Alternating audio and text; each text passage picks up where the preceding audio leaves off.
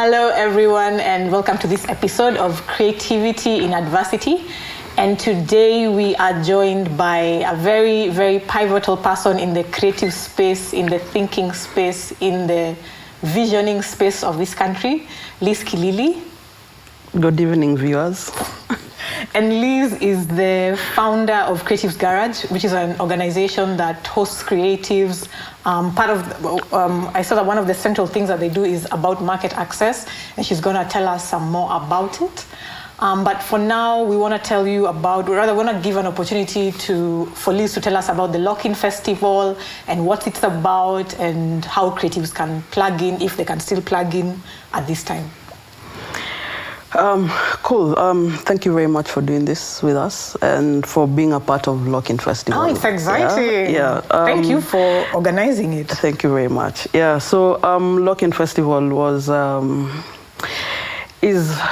market access point, as that's very key with Creatives Garage, but it was also a thing with all these creatives at home. And I mean, we still have to create, we still have to do something about it doesn't matter about the situation, yeah. And you are like, I mean, there are all these DJs playing on social media, there are all these live shows that are happening. We're like, so why don't you all, why don't you all come together and just do one big thing, yeah? So we decided to do the Lock-In Festival, and the Lock-In Festival is quite amazing because we have been able, or now, I mean, with the whole shutdown in the whole world, it's really amazing that the DJs that we would only dream about, for example, ever having in a physical festival, now we have them in a digital festival. Wow. So I mean, like, that's like so cool. Mm-hmm. And then now, like, all these creatives, I mean,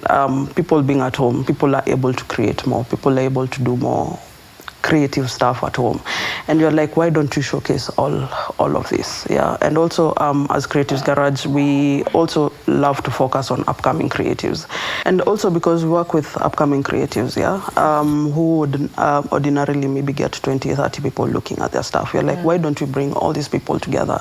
There's always power in numbers, yeah. So why don't you bring 99% of things is numbers? Yeah. So why don't you bring all these people together and see what you can do together? And then also interesting things also, like Creatives Garage is also very big on collaborations. Yeah, so we're like, how can people collaborate even in terms of this? So we have someone like Alea and Sita, for example. They're doing a thing together apart. Yeah, so they'll be in two different spaces, but they'll do like a whole production together.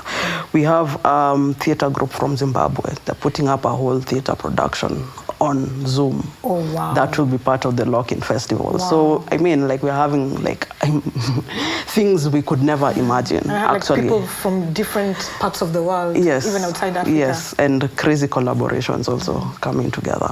Oh my gosh, that is so cool. Yeah.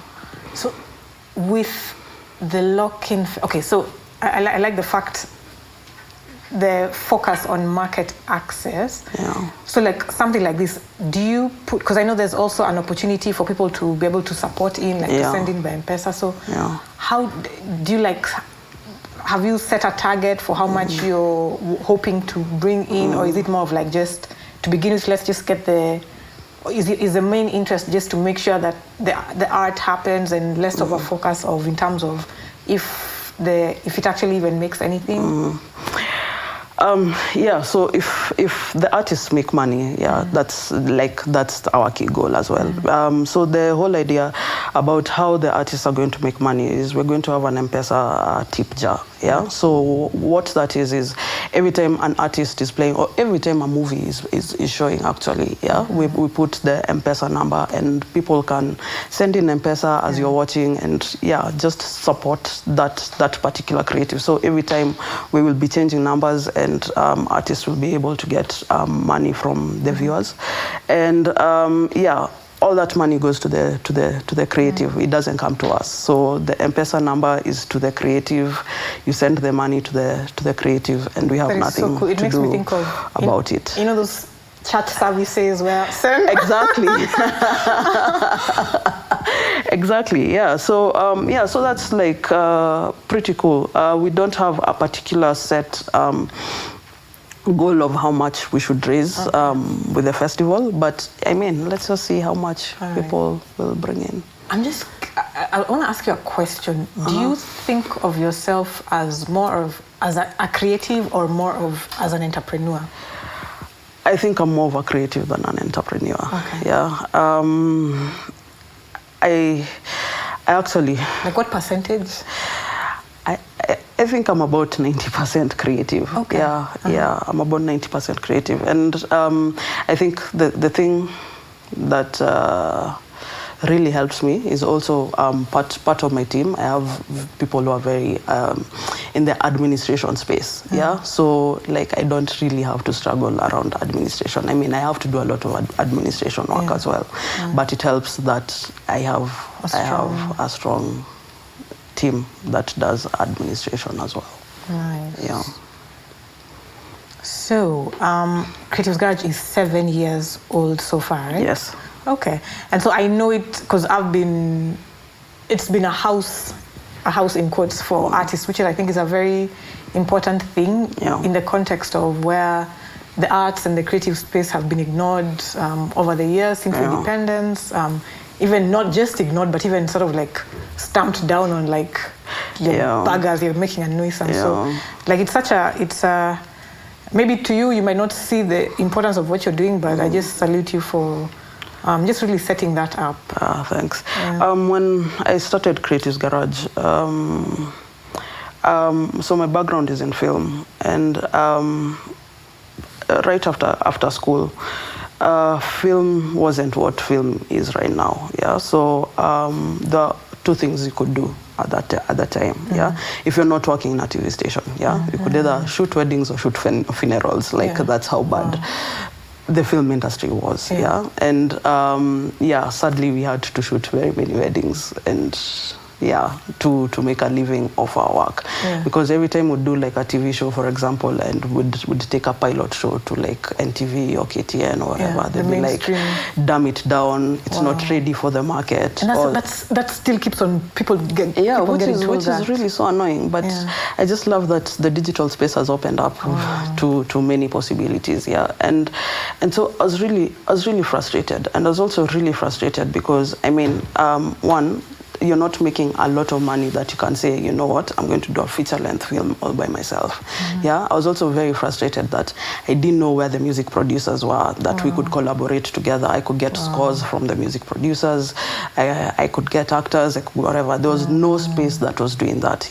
And so how we started was just a networking space for creatives, for bringing all these creatives together. We network, we see how we could collaborate, doing projects, and to date we have about 13,000 creatives in the network, which is like pretty amazing.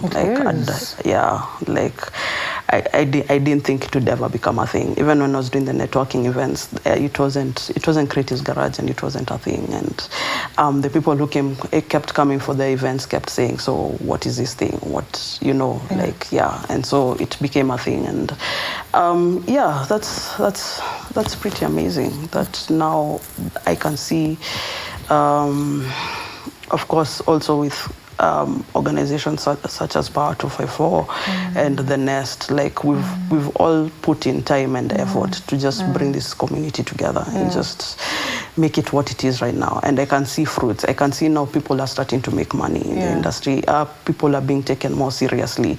Legislators are starting to listen to us, which is pretty amazing. The arts has become a thing. It's becoming a thing, yes. In fact, that's such a good... What you talked about platforms is a very good, because you're also doing Calabar. Calabars, yes. Calabars, and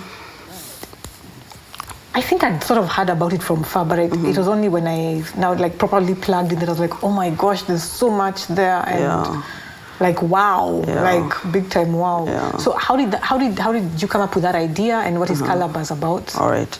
So 60% of the creatives that we have in our database are content creators. So what this means is they are filmmakers, they are musicians, they are people who do podcasts. So generally just content creators. So the thing was, how do we get these people to the market? Yeah, and again, as Creatives Garage, we focus on the market, but also we support the value chain to the market. Yeah, so again, and also we work with upcoming creatives. So we understand that there are so many challenges within the way to making money. Yeah, so Calabash is an online platform where you can get all these amazing podcasts and music and films that have been created with the people within our community. But most importantly, the work that we do behind the platform is also quite a lot, because we have master classes. So the thing is, we teach people on directing, on makeup for film, on acting and things like that. And then once that happens, then we create. People bring in their scripts. We look at the scripts. We workshop the scripts. We midwife midwife the whole thing. As Creatives Garage, we have invested in equipment, film equipment, sound equipment, and a technical crew. Yeah, so as a creative, I'm like, yes, I have a script, but I have not directed. I don't know how to hold a camera. I don't know how to whatever. You're like, okay, you bring your idea. We'll try and help you get actors. We'll try and help you. We'll give you the equipment. We'll give you the technical support. Then you're able to create. Are they charged for that? Your work? No, we don't charge for that actually. Gosh. Yeah. And then we also have a small film fund as well. So in as much as we have equipment and we have the technical support, we understand that actors need to be paid. Yeah, and so we don't give a lot of money for that. Yeah, but you're like, you know what? With the little money you have, maybe you can give them bus fare, or you can give them just a little stipend, and just grow the industry in the little way possible that we can. And then now, once the production is ready, now we put it on Calabash, and then Calabash is the market access platform. So at the moment, Calabash is free to watch. It's going to be a subscription-based platform. Starting when? We were to start actually in March, but because of this whole COVID situation, we're like, let's not charge for now. Let's just leave it open so people can access good content on it. And then, when things settle, we'll probably start charging for it. So subscriptions, that's one of the ways you're hoping to make money out of it. What other ways? Actually just subscriptions. Okay. Yeah. All right. Yeah. So if a creative wants to send in some work, what's the way to do it? Do they just go online and submit, like the contacts are on their website? Usually we put out calls. We usually put out calls for content for Calabash, and also we put out calls for workshops. And the best way to always get in is through the workshops. Yeah, so if you come for the workshops, I mean, when you come to our offices, then we are able to talk. You're able to say, hey, by the way, I have this idea. How can you help us? And if we really like your idea, we're like, you know what, we'll plug in and we'll support you. Okay. Yeah. In terms of the people that you reach, what percentage, is it only in Nairobi, or do you also have are you in touch with artists in the counties, mashinani? So we are mostly based in Nairobi. However, we have worked in places as far as Tana River. Oh. Yeah, we've gone as far as Tana River to get content. So so we are pretty much open to whatever is out there. But I mean, it's always easier to work within Nairobi. Yeah, but I mean, we've been to Nakuru, we've been to Eldoret. Yeah, so... And so apart from the creative part of things, I know that Creatives Garage also does a lot in terms of innovation. And so like there's a Sondeka festival that has been taking place for a while. And it was supposed to happen this year as well. Yes, so Sondeka Festival first started in 2013. We did 2013, 2014, 2015. We took a small hiatus.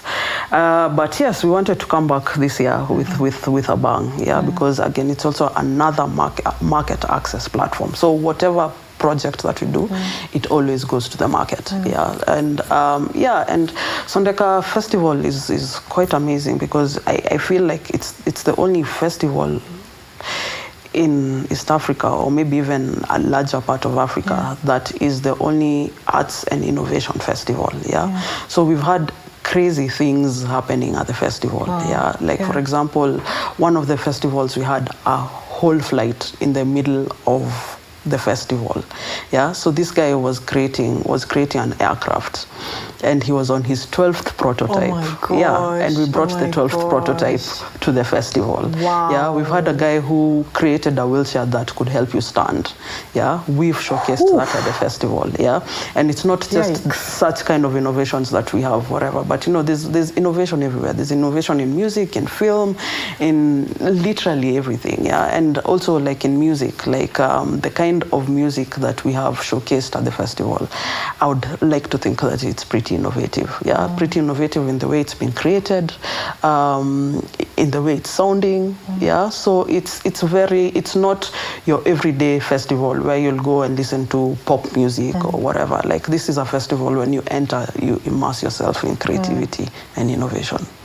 You enter the new frontier. Yes. And I find it so interesting how you've brought the arts and innovation together, because those sectors have something in common. Yes. First of all, the people within them are people who think different. Yes. There are people who are very much not mainstream, not status quo, and I usually say that they see the dawn before the rest of humanity, before the rest of the world, and so because of that they face certain challenges. I'd also throw entrepreneurs and the human rights people as part of that. And so I think it's really something that how you've managed to bring them together. Because when a creative, when an innovator is on their own, it's so easy for the fire to die out. Because first of all, you're creating, you're bringing something that has never been seen before. So number one, you're working in a place where no one understands what are you saying, what are you doing. Like I felt so. There was a story I had about a guy who made a rocket. Okay, it's funny because he put his cat inside. Poor cat. It was so, like I felt so many things. I laughed and I cried. Because I'm like, this guy is making a rocket. I'm like the audacity. The audacity, So people were making fun of him. Because the cat disappeared. So okay, I love cats. So like I was like, it's such a lonely space. Like it is. Like imagine, I was just first of all seeing the reaction of people on I think it was on Twitter, that people are laughing that this guy is making a rocket, but me, I'm like, oh my god, we should be on our knees and saying like, dude, like, because that's what changes societies. That's what takes society forward. That's what gives solutions in times like this corona problem. It is people that are, it's people like what we've been seeing Kemri trying to come up with. The kids.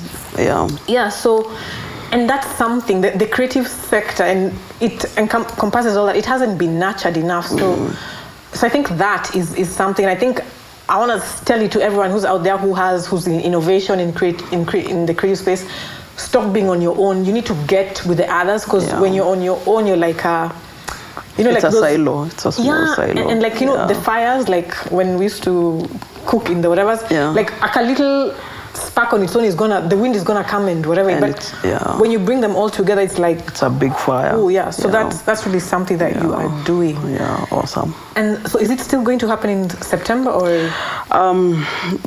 Let's see how the whole situation plays out. Yeah, but I mean, like, would really, really love to do it. Like the amazing things already that we've collected from creatives out there. Like it has to happen. It has to happen. And by on that, is there like a market access? Is there anything? Okay, or is it just like a platform to showcase, like in terms of the connecting to the market, and that isn't yet a big focus yet? No, Sondeka is a market access platform. Nice. Yeah. So, in as much as we get the big names in music, for example, the only reason we get big names in music is to entice people to come. You know, it's like the cheese. It's like the cheese to whatever. Yeah. But when you get there, you'll get poets that you've never heard of. You'll get musicians that you'll never have heard of. You'll get those innovators that you'll never heard of. You know, so this is a market access platform for them. Yeah, and we have so many success stories from the last Sondekas, and on just how people have been able to access the market. Yeah, there are people who came. There's a guy who came. He showcased at the festival. One of these big multinationals came, saw him at Sondeka Festival, took him up, and now he's doing research and development for some of his products. You know, so I mean, like there are very many people that I see even now in the industry that no one knew then, and now they are actually big names in the industry. So I mean, like it's everything we always do, market access. Nice. Yeah. Okay, so I think it's been, at least we've had a good opportunity to just sort of like get an overview of what's been happening so far and the festival. Yeah. So what about like for the next, what's the vision for the future, for the next year, the next 5 years, the next 10 years? And I know like when Trish was telling me about Calabars and the vision of becoming like the first African creatives platform, and I was telling her, oh my God, I'm getting chills, because like it was such a bold and audacious vision, and so necessary. Actually, that's the thing. Because I think like when we grew up, we had this perception that the only thing that is valid, the only cultural pieces, the only movies, the only TV shows that are valid are the ones from America. So what's the vision for Creatives Garage for the next future?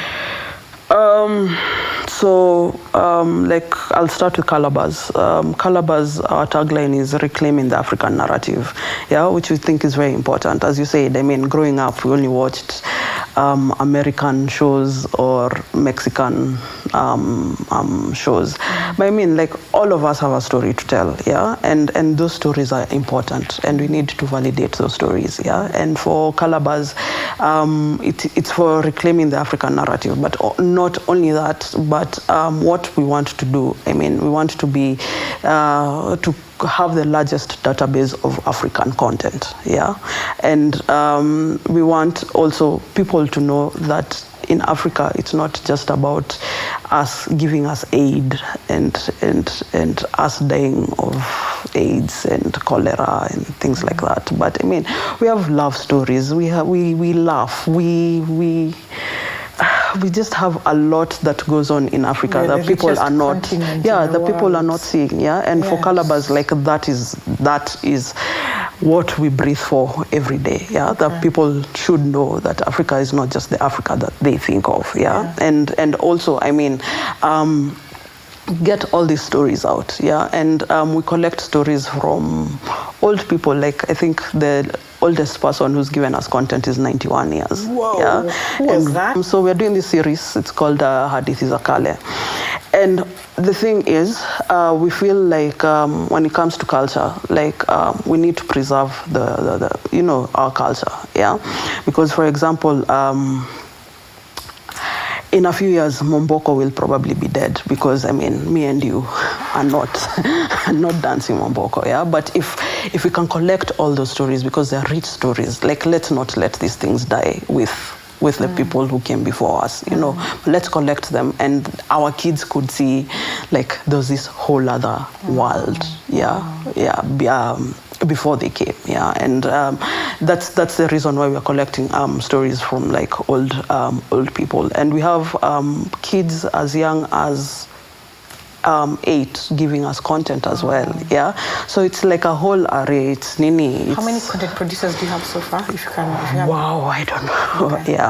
Like wow, we have many content creators that we are working with, and and the whole thing is also just bringing Africa together. And in as much as there's this whole uncertainty about this whole COVID situation, I'm loving it, because now everything is digital, you know, everything is digital, and everyone now is craving for all this content, because I mean, like, places like Hollywood, for example, are not able to create content now. So who's going to give people content? It's us. It's you know, it's the user-generated content now that we are consuming, and which is pretty amazing, because now this is our time. If we don't take this time, if we don't seize it, we are at a loss. Sawa. So that's for Calabash.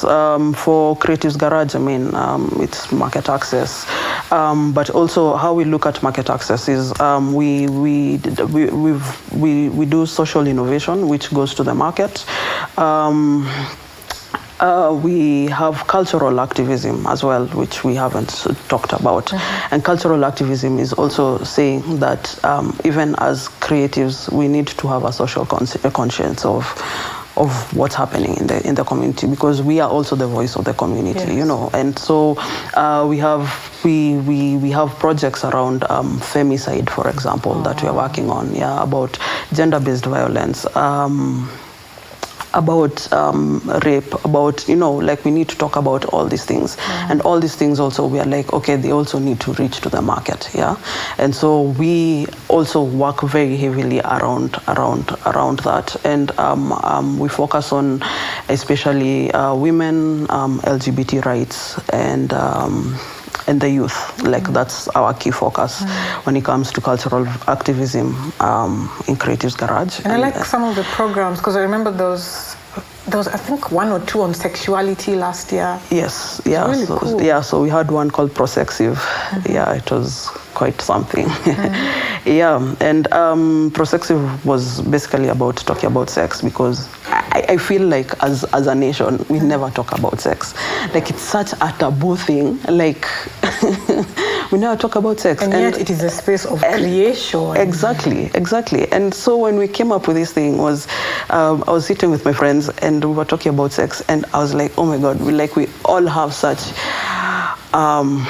different perspectives about sex. I mean, is there like one way towards it, you know? And so Prosexive was exploring how sex and religion come together, how sex and the government come together, how sex in public places versus private places come together. So I mean, we talk about that.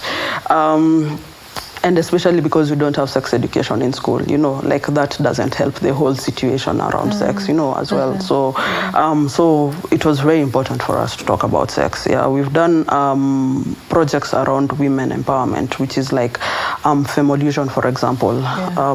You are part of Femolution. So Femolution, we collect stories from women.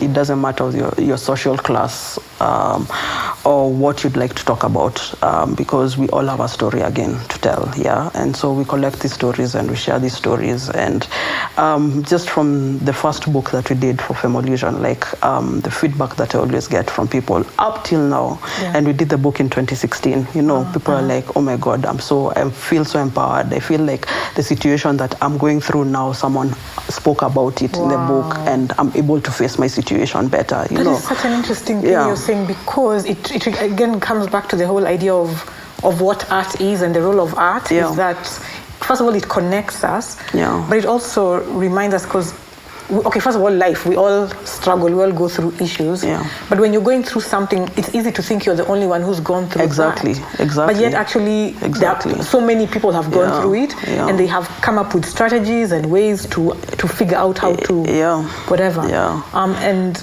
just the fact that we don't have a space where we are able to nurture people on that sense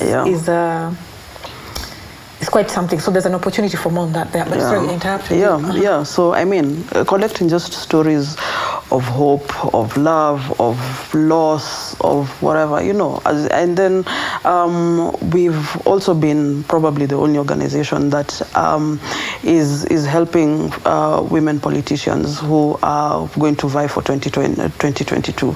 So oh wow, I have to be part of that. Yes.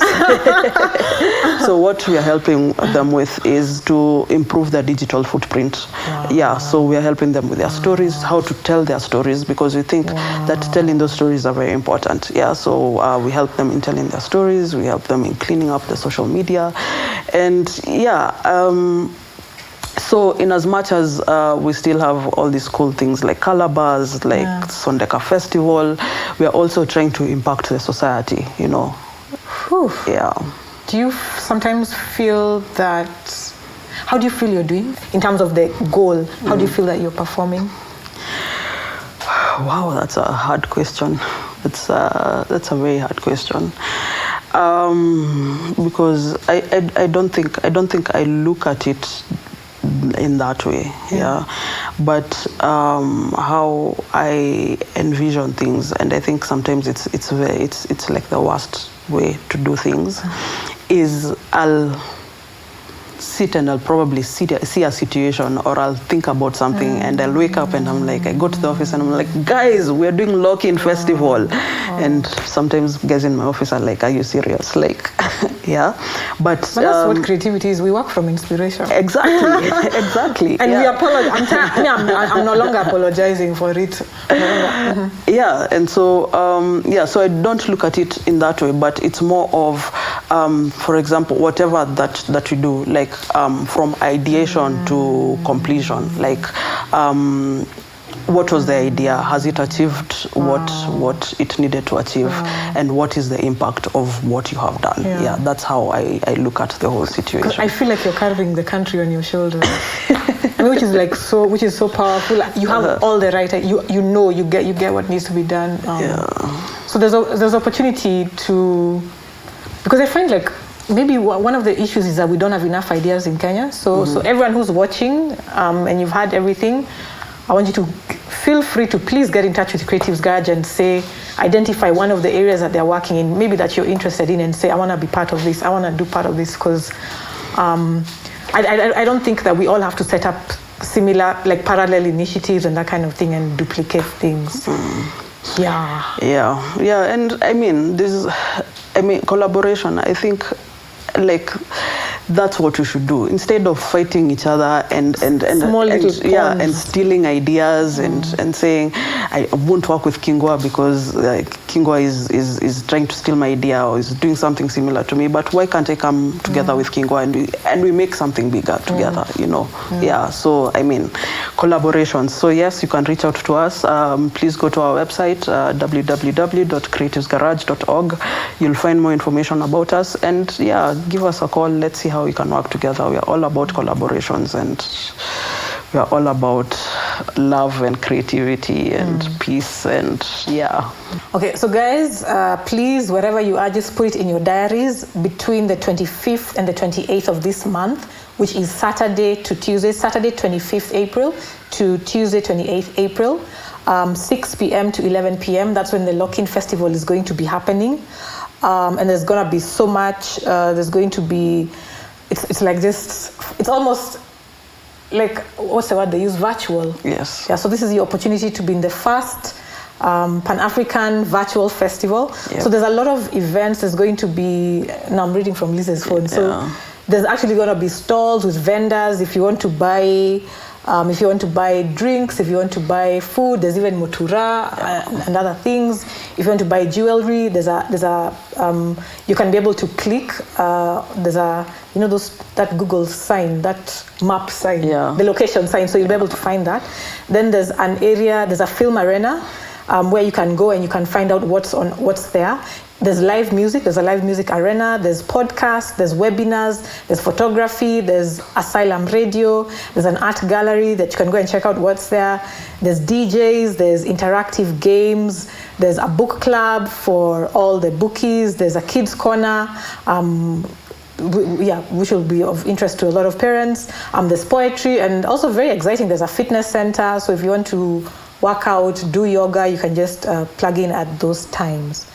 So I think we've already mentioned who the partners, right. Yeah, and also maybe something about the festival is it's going to run concurrently. Yeah, so if you don't feel like being in the, it's basically a festival. So if you don't feel like being at the music stage, then you can just walk with your casa to the film, and you can catch all big Kenyan movies will be there, as well as movies from Calabar will be there as well. And on kids we have video games, we have kids showing kids how to create stuff, and we also have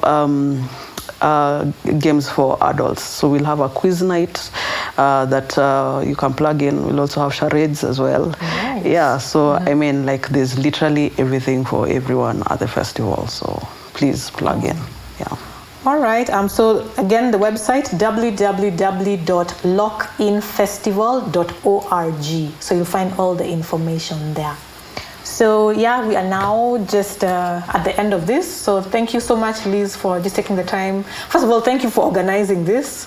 Thank you for being a person of humongous vision and really all the things that you've done for creatives. Me as a creative, I know the challenges. So, and I know people don't always get the chance to say thank you. So I just want to say thank you on behalf of everyone. Yeah, asante sana. Yeah, and also, I mean, thanks for everyone who supported this vision and supported me over the years. I mean, I can't do this alone. Yeah, and for my team who sometimes think I'm crazy, but I mean, like, they put in the time, the effort to make things work, and I really appreciate that. To all the donors who support our work, to all the corporates that support our work, all the creative organizations that support our work, we can't do it without all these guys. Yeah. And also, I mean, for the creatives, what I'd love to tell them is just take this opportunity. Well, I was growing up, and I'm not that old, but when I was starting out, like, I didn't have anyone who was doing this. Yeah. And now there are these organizations that have come up and are actually helping. Like, seize the opportunity and just grow yourself. Please. Yeah, and this is a historic occasion. It's Africa's first online festival, so there's so much bragging rights that you can put on once you participate.